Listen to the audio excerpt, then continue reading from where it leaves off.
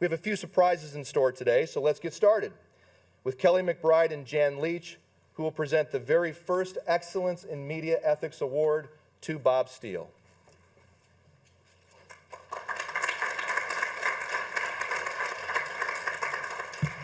Thanks, Thor. Thank you, Anne-Marie. Thanks again to everybody for being here. We are hoping to see Bob here in a few minutes. Is he coming in?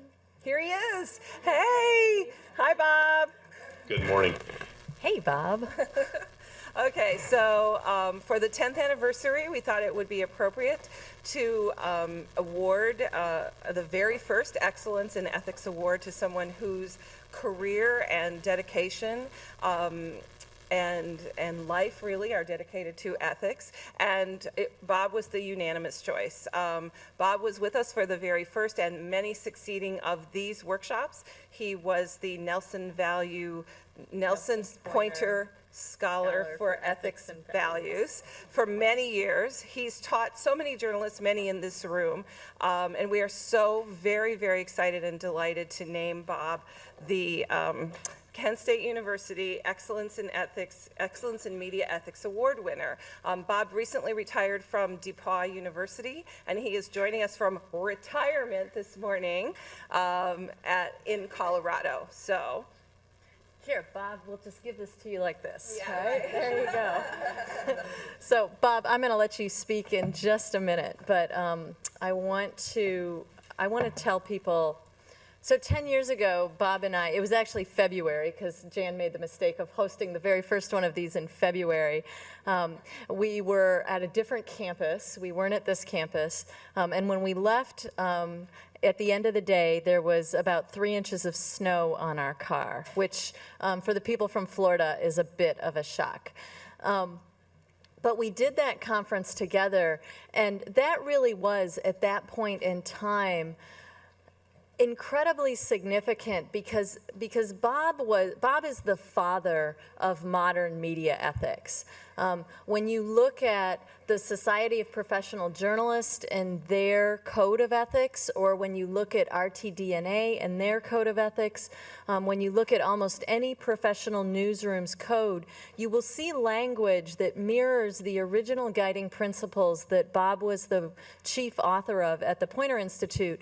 Those principles: seek the truth, report it as fully as possible, act independently, and minimize harm.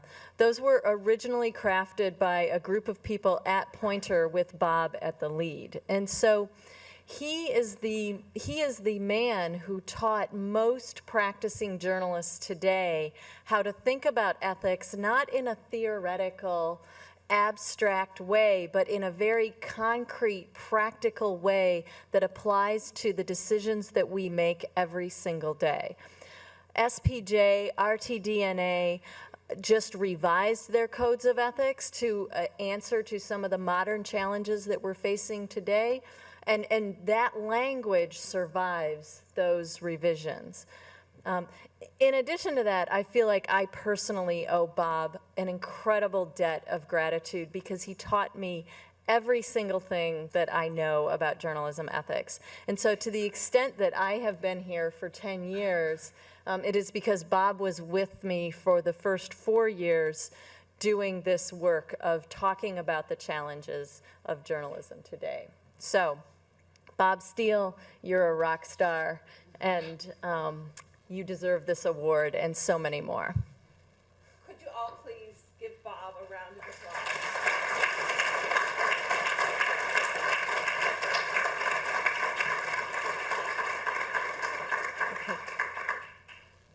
Okay, Bob. You got anything to say? A couple quick thoughts. Thank you very much. Hang on, Bob. We can't hear you. Okay. I'm not sure what I can do other than I'll call in on the phone if you can't hear me. Still can't hear me? No, there you go. We got you. Okay. Go for it. You got me. Okay. Thank you very much, Jan and Kelly, and good morning, everyone. I'm very pleased that you're all there gathered today to explore some additional important issues in media ethics and to grapple with the challenges that journalists across this country and around the world are facing in this era. a decade of excellent workshops. And let me congratulate you, Jan Leach, and you, Kelly McBride, and your colleagues at Kent State University in the School of Journalism and Mass Communication at the Poynter Institute. Ellen, who's been your colleague for many of these years now with you there, Kelly, and so many of your colleagues at Kent State, Jan. You've done great work over these years of bringing together students and educators and citizens to explore the important issues of our times. The challenges, the complexity, the contention that surrounds how journalism and journalists do their work, whether it's the coverage of tragedy or the coverage of celebrity, whether it's covering government or whether it's covering the hot button issues of our times. These ethics workshops that you've held now for a decade are exceptionally important and allow individuals to dive into deep water, and that's where the important issues are, and to expand their knowledge and their skills. So much of this, of course, is about the ethics of storytelling, whether that storytelling is with the older tools or the newer tools, whether it's in the older platforms or the newer platforms, whether it has to do with an interview with somebody in the midst of a very controversial story, or whether it's working on your computer and mining data. These are exceptionally important issues. I've been very fortunate over these years to work with journalists and news organizations across this country and around the world, and to have the opportunity to share a few thoughts and to ask a lot of questions and to help people make good decisions. And I hope that will continue for many years to come. Those of you in the room, whether you're long in the tooth or whether you're new at it in terms of studying journalism and heading into that field, have a terrific responsibility. As I say over and over, what journalism does is unique and essential, that there's nobody else in our society, no other professionals, no other individuals, no matter what their role and their skill, who have the same duty and obligations that journalism has and journalists have, and it's exceptionally important. And I would reiterate what I've long felt to be the number one ethical obligation of those who practice journalism, and that is to strive for excellence in all you do.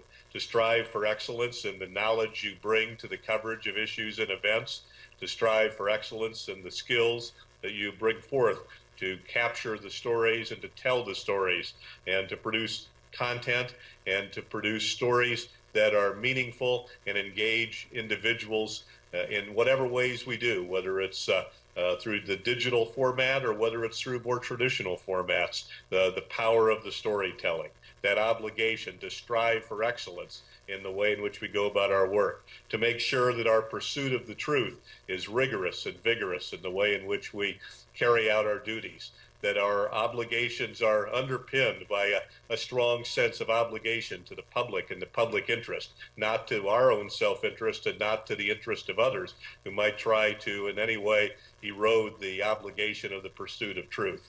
Whether we're reporting in our neighborhood or whether we're reporting in our communities or whether we're reporting around the world, it's some foreign land about the issues and events taking place there, we have these obligations to search for authenticity.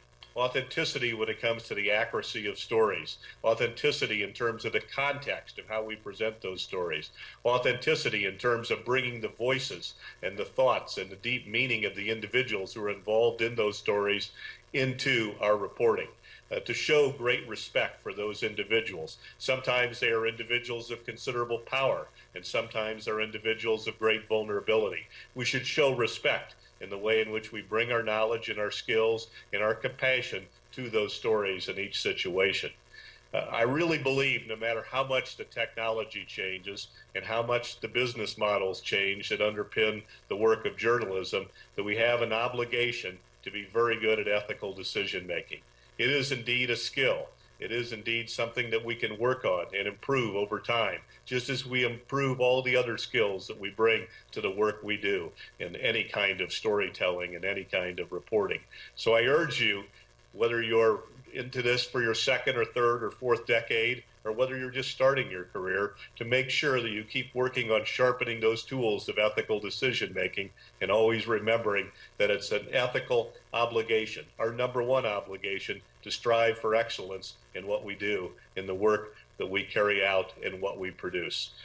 Thank you very much, Jan and Kelly and all of your colleagues there at Kent State and Poynter for giving me this honor today. I'm really humbled by the honor that you give me, and I appreciate it very much. I wish you well in your workshop today and in the years and decades ahead as you conduct these media ethics workshops. Thanks very much. Thanks, Bob.